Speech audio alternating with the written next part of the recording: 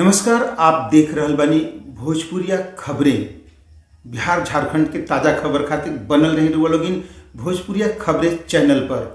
अजय अब तक लाइक सब्सक्राइब नहीं कैले तो जल्दी से रुआ लाइक करी, सब्सक्राइब करी और शेयर करी।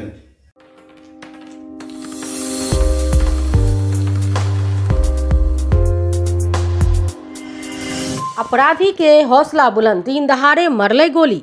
रोहतास जिला के सूर्यपुरा थाना अंतर्गत अगरेड खुर्द में झगड़ा के बीच बचाव करे गई 35 वर्षीय युवक के गोली मार के हत्या कर देल गई, जेकरा में राजदेव पासवान के मौके पर मौत हो गई। एक व्यक्ति जख्मी बतावल जतारन। घटना के सूचना मिलते ही पुलिस मौके पर पहुंचकर शांति व्यवस्था कायम कैले। पुलिस बल सबके पोस्टमार्टम करावे खातिर सदर सासाराम भेज देले। पोस्टमार्टम के बाद शव परिजन के सौंप देले। गोली कांड मामले में शिकायत के आधार पर 8 लोग के विरुद्ध नामजद प्राथमिकी दर्ज भइल। तू लइकन के लागल बा, तू एगो स्पॉट पर डेट बा। बबुआ हमारे तू लइकन के लागल बड़े। हम बूढ़ा बूढ़ी कहाँ जिए, चौथी एती लइका बड़ा सन बबुआ, कहाँ कहिए